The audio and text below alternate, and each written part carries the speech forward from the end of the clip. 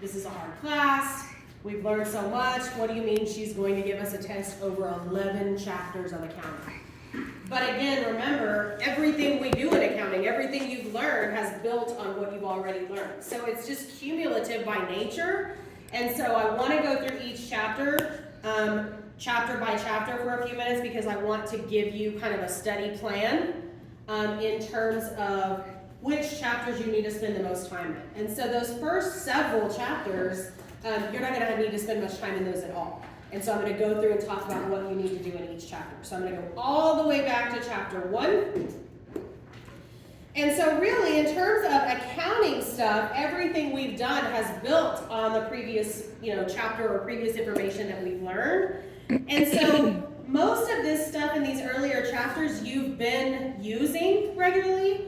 So especially in the early chapters, the only things that you're probably going to want to go back and spend some time on are terms or GAAP concepts that we defined way back there. You've been using them the whole time, but maybe you don't remember exactly what that concept said. Those are the types of things you're going to go back to in those first few chapters. So you're not going to be studying 11 chapters of material, okay? So we're going to go through chapter by chapter. If you're in the ebook, you can scroll with me. If you're in the physical book, you can flip with me. So in chapter 1, you're not going to spend much time in chapter 1 at all. The only thing, and again, some of these I don't think you probably need to go back and review because some of them you know, but I'm just going to talk about it. So of course, in chapter 1, we began by talking about what is a business? What is profit? We talked about the 3 types of businesses: service, merchandising, and manufacturing businesses.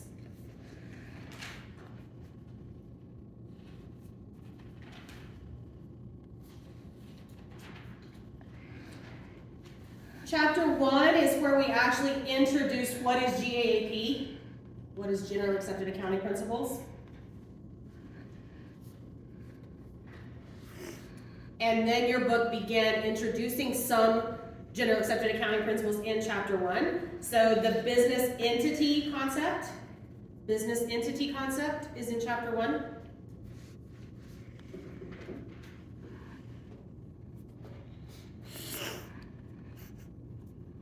The cost concept, although I feel like I've beaten that one into your head, it was still introduced back in chapter 1. What is the cost concept? And then along with the cost concept, what is the objectivity and unit of measure concepts? And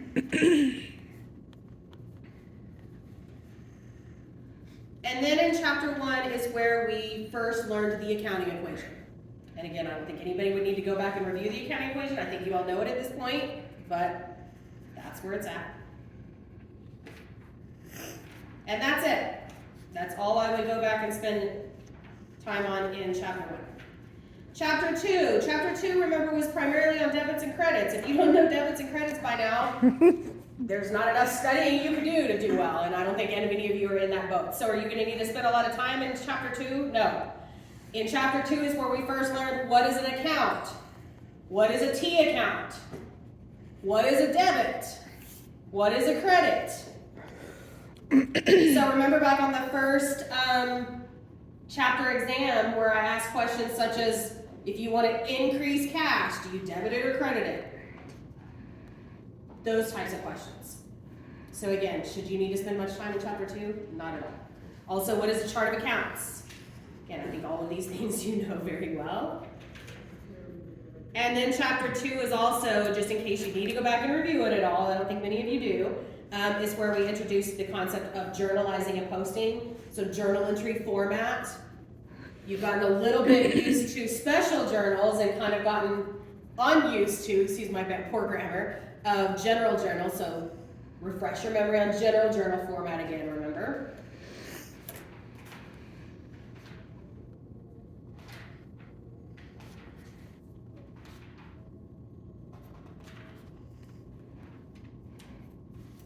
Chapter 2 is where we learned a trial balance. Again, I don't think that you need, I think you all know what a trial balance is and how to do one.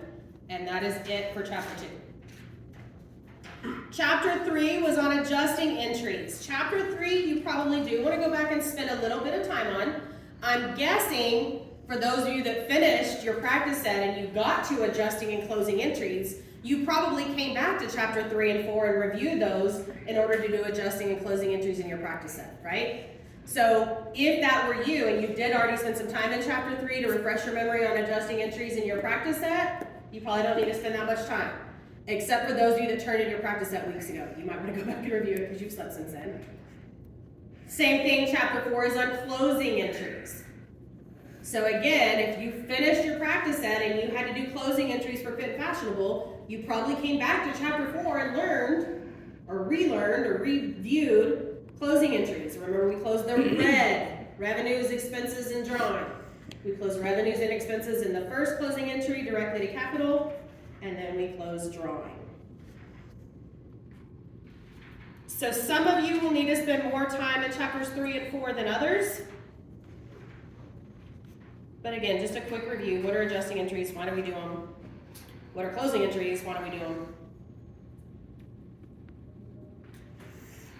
And also in chapter 4, I would hope that you don't need to go back and spend too much time looking at financial statements. I feel like most of you know financial statements.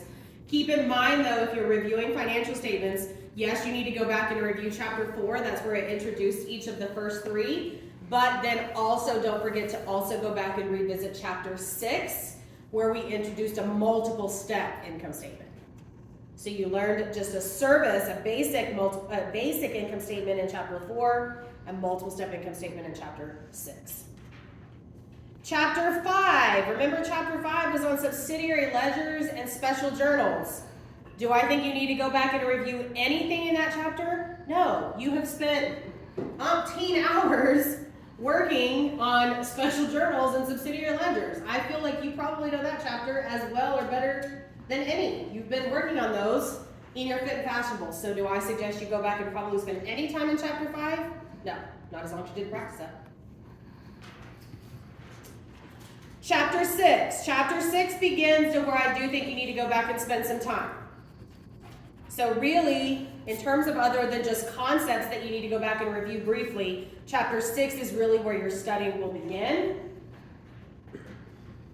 For some of you, you won't need to spend much time in chapter 6. For others, you will, just because it's been a little while. So chapter 6, remember, is where we introduced accounting for a merchandising business. Now, you've been doing a lot of transactions for a merchandising business. But you did them in terms of special journals, so you probably do want to go back and review them just briefly in terms back to general journal format, because the problems on a merchandising business on the final are in general journal format, not special journal. So again, I brought up this exhibit back when we took, what was that, exam 2? But if you look at exhibit 10 on page 295, Chapter 6, Exhibit 10, page 295. If you're in the ebook, Exhibit 10 is at the end of Objective 2. So Exhibit 10 in Chapter 6, remember, gives you that list of transactions, and then it tells you how the seller records that transaction and how the buyer records that same transaction. This is a really easy study tool because, again, just take a piece of paper, cover those last 2 columns, and can you give me the journal entry for both the buyer and seller in general journal format? Again, most of you are familiar with it now in special journal format, so going back to general journal format. So going and doing this as a practice activity will tell you how much time you need to go back and spend in Chapter 6. If you can go through and you can give me all of these in both the buyer and seller in general journal format, you're not going to need to spend much time in Chapter 6. These transactions, remember, also cover freight terms. They cover cash discounts. Remember, 3 and 10, net 30. I already said freight terms. And again, for both the buyer and the seller perspective. So again, the way I would approach Chapter 6 if I were you, go to Exhibit 10, cover those last 2 columns with a piece of paper. If you can do all of those journal entries for both the buyer and the seller in general journal format, good for you, and you can move on.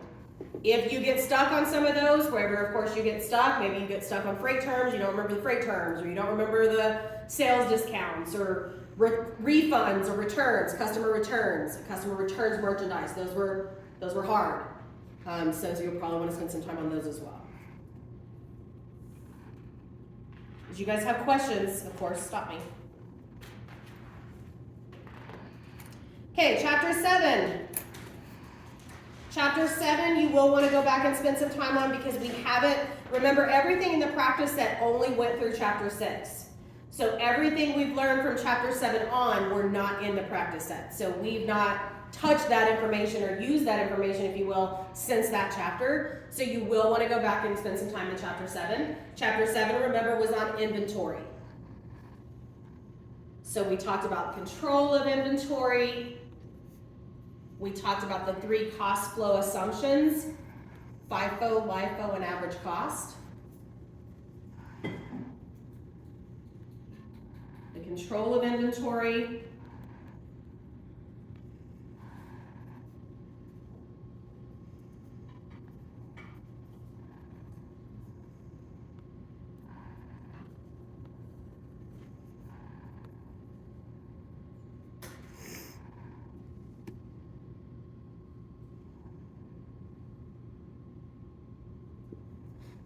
Flow of inventory, FIFO, LIFO, average cost, cost flow assumptions.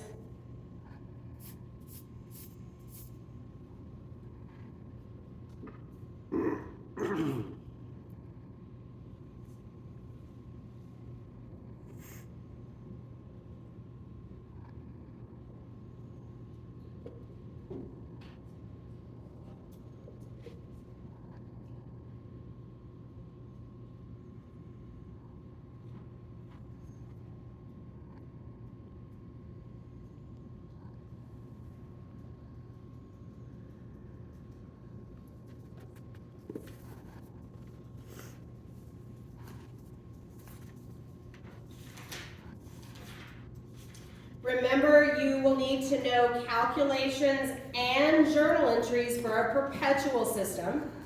Calculations and journal entries for a perpetual system.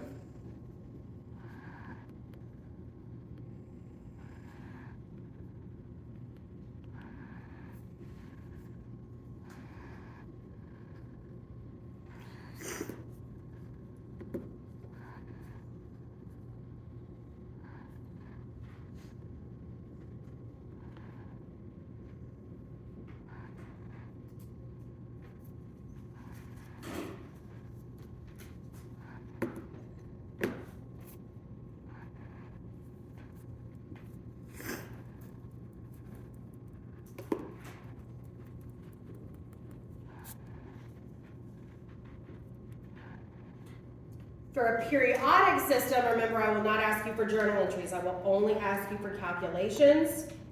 And remember, I may ask you for cost of merchandise sold and or ending inventory. So make sure you can calculate both.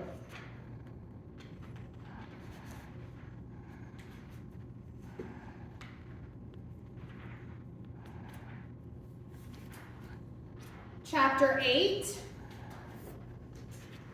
Chapter 8, remember, was over internal controls and cash. So we started out with the Sarbox Act. What is it? Why did it happen? What did it say? We talked about the 3 objectives of internal controls and the 5 elements. 3 objectives, 5 elements.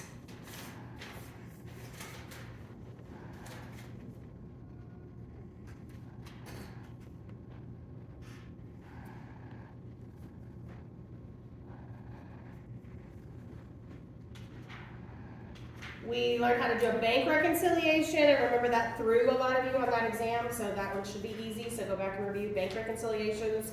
What are they? Why do we do them?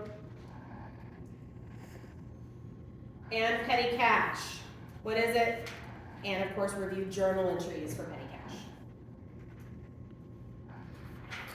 Are we going to be doing a bank reconciliation? I don't think it's a problem. I think it's just multiple choice. Okay. I'm going to look at the exam in just a second. Okay.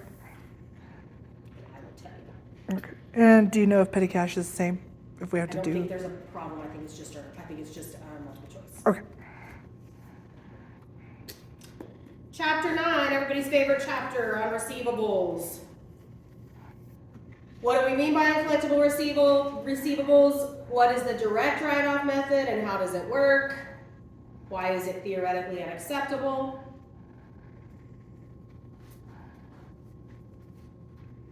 What is the allowance method? How does it work? And what are the two methods under the allowance method that we use to estimate bad debt?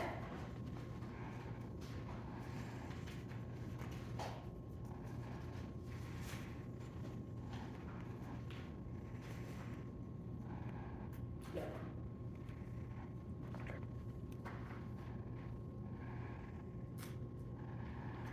What is allowance for doubtful accounts? How do we use that account? Why do we use that account?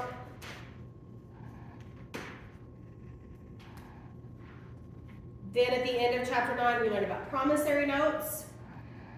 Of course, make sure you know the terms as well as to calculate the due date, the interest, and the maturity value. And then journal entries for promissory notes on both the receiving and payer side, because sometimes we're the one that's owed the money, that was chapter 9, and sometimes we're the one that owes the money, that's chapter 11.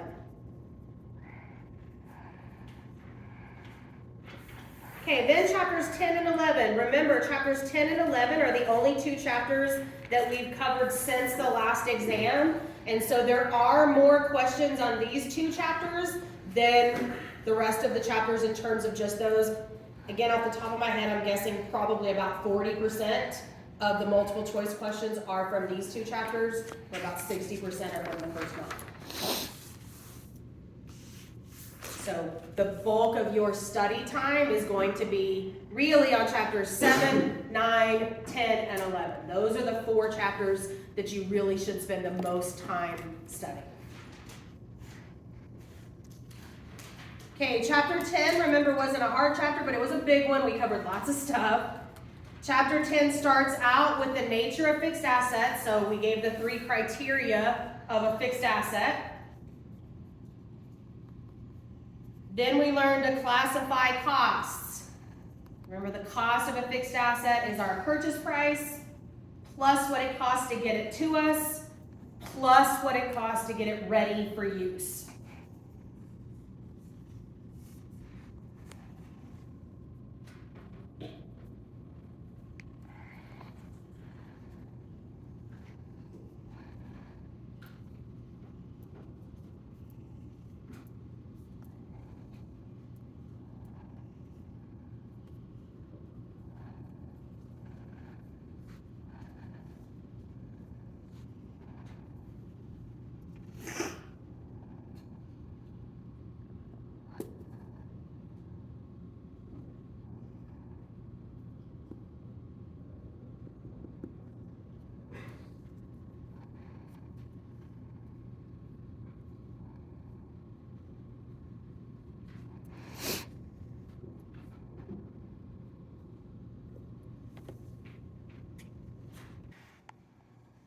Then we talked about depreciation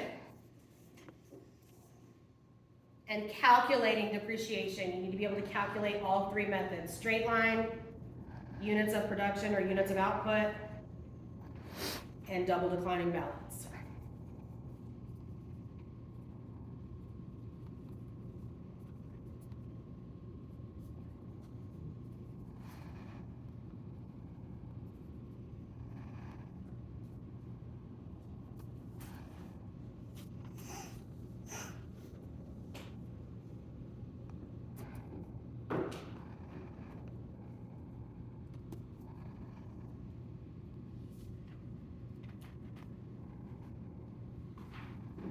You said straight line, double declining, and what one? Units of activity or units of output.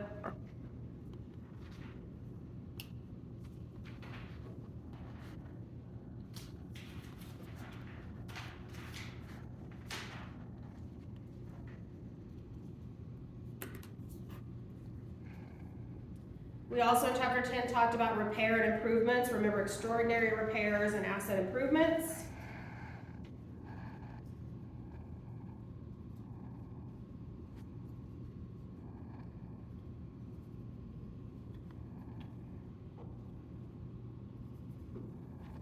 We talked about disposal of fixed assets. Remember, sometimes we just discard the asset, sometimes we sell it.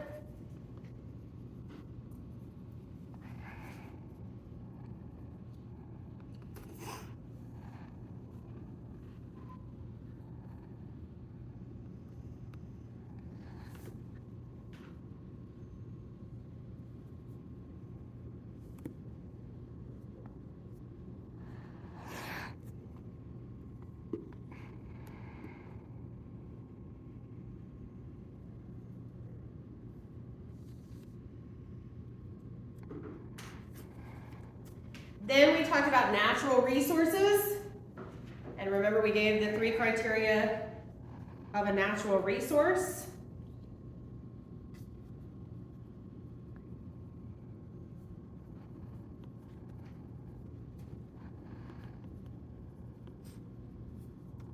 Then we talked about intangible assets. What are they? You know each of them.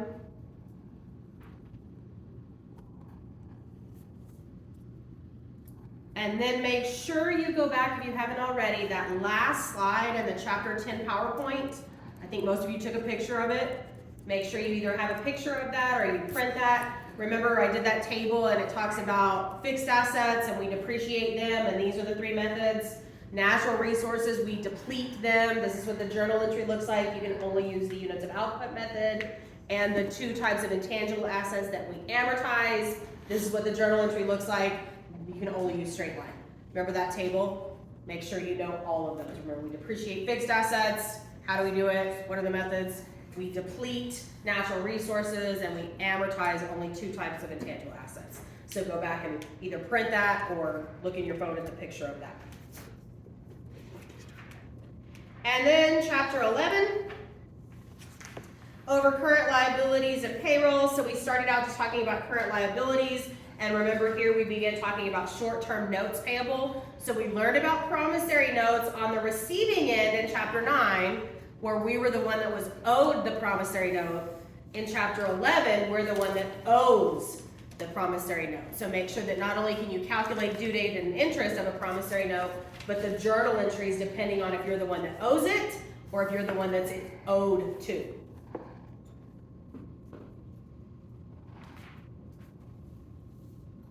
Then in objective 2 of chapter 11, we talked about payroll and payroll taxes. We talked about gross pay and net pay. We talked about all the different deductions. We talked about FICA, that it's not a tax and that your book is wrong. And then in objective 3, we talked about accounting systems for payroll and payroll taxes. Remember, an employer must keep a payroll register. Payroll register, so you need to look at that. What is a payroll register? Why do we have to have it? And they also must keep employees' earnings records. What are those and why do we have to have them? Remember, you will not have anything from objective 4 in chapter 11. And then the only other thing in chapter 5, or chapter 11, objective 5 was the one that I didn't have time to cover, and so I posted that video. If you hadn't had to, hopefully watch it before you do your homework. Just over contingent liabilities, and you just have to determine how likely it is and whether or not it can be estimable. And then there's a flow chart on exhibit 8 on page 560 that really kind of explains that whole objective in a flow chart. Again, that's exhibit 8, bottom of page 560.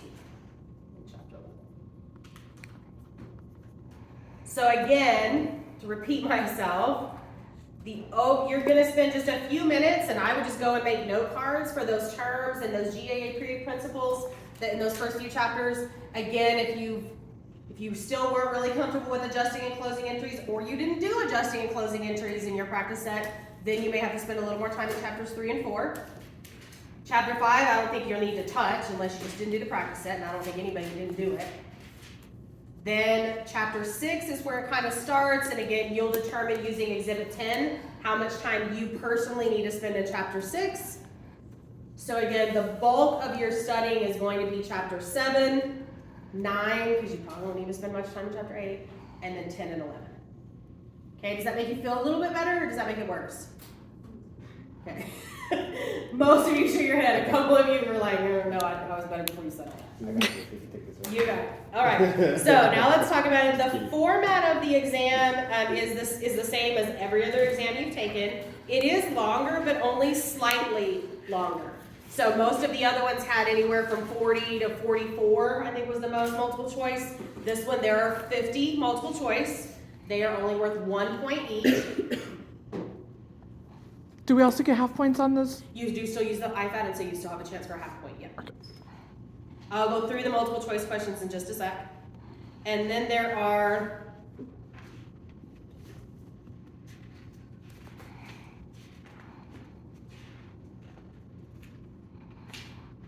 there are 4 problems and an extra credit problem. I'll tell you exactly what those are in just a minute.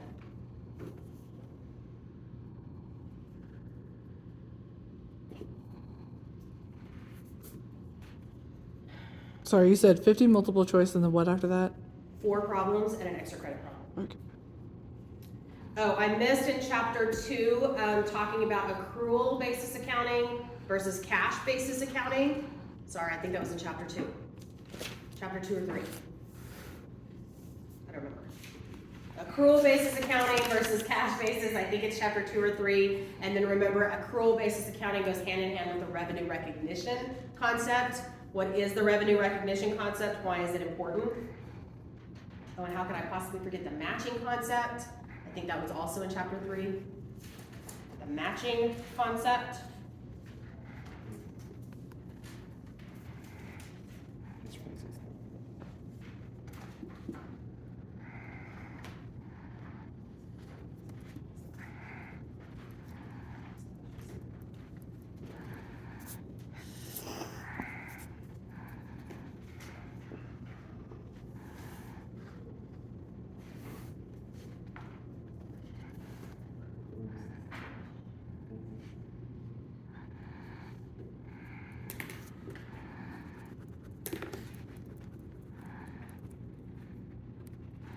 Okay, I think I covered everything on the multiple choice. Okay, problem number 1 is worth 12 points. It is a depreciation calculation. So you will be calculating depreciation using all 3 methods. Let me find a good practice problem. Depreciation. Depreciation calculations is from chapter 10.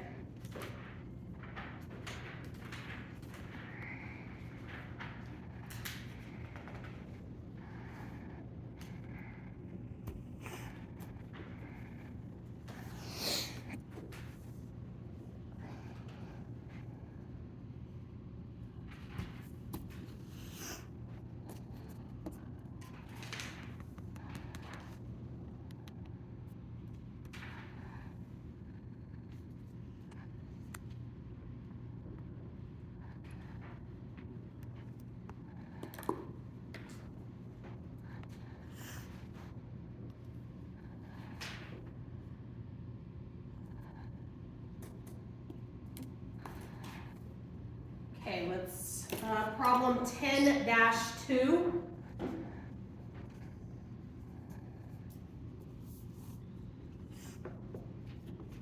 And remember, you can do A and B. So if you do A and you want more practice, you can do A and B. That would be a good practice for problem number 1. Did I tell you it was worth 12 points? Yep. Yes. Problem number 2 is worth 16 points. It is a journal entry problem. It is going back to a general journal. So I'm going to give you a list of transactions, and you're going to give me those journal entries in general journal format. So again, you may need to go back and review that a little bit because you've been doing special journals for so long. Remember, you don't indent the debited entry. They must be listed first. You slightly indent the credited entry. You must skip lines between every entry. You must date every entry. This is going to be a list of transactions, and it may include adjusting and closing entries.